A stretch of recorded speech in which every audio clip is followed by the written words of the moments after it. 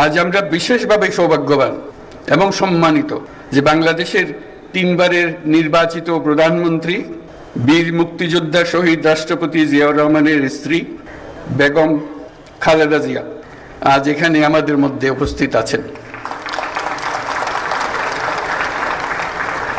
অন্তর্বর্তীকালীন সরকারের প্রধান উপদেষ্টা ডক্টর মোহাম্মদ ইউনূস বলেছেন, সশস্ত্র বাহিনী দিবস উপলক্ষে আয়োজিত অনুষ্ঠানে বিএনপি চেয়ারপারসন বেগম খালেদা জিয়াকে আনতে পেরে আমরা গর্বিত।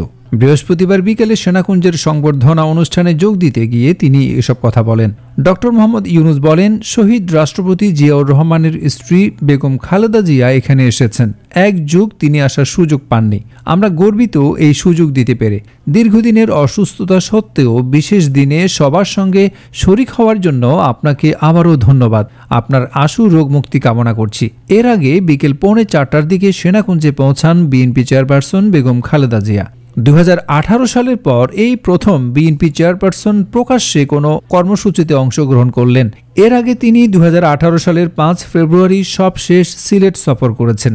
এছাড়া 2012 সালে সশস্ত্র বাহিনী দিবস উপলক্ষে সেনাকুঞ্জের অনুষ্ঠানে অংশ নিয়েছিলেন সাবেক প্রধানমন্ত্রী বেগম খালেদা জিয়া।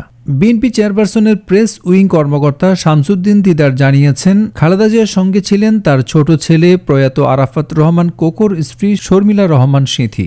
খালেদা জিয়া ছাড়াও সেনাকুঞ্জের অনুষ্ঠানে যোগ দিয়েছেন বিএনপি মহাসচিব মির্জা ফখরুল ইসলাম আলমগীর, স্থায়ী কমিটির সদস্য doctor Khondkar Mosharraf Hossain, Abdul Moyeen Khan, AZM Zahid Hossain, vice chairman Altaf Hossain Chowdhury, Khaleda জিয়ার উপদেষ্টা পরিষদের সদস্য ফজলে এলাহি আকবর, বিএনপির ছাত্র বিষয়ক সম্পাদক রকিবুল ইসলাম বকুল, বিশেষ সহকারী শিমুল বিশ্বাস, খালেদা জিয়ার নিরাপত্তার দায়িত্বে থাকা এ.কে.এম শামসুল ইসলাম প্রমুখ। এর আগে বিকেল 3:30টার দিকে বাসভবন ফিরোজা থেকে নিজের সাদা রঙের প্রাডো গাড়িতে করে সেনাকুঞ্জের অনুষ্ঠানে যোগ দেন খালেদা জিয়া।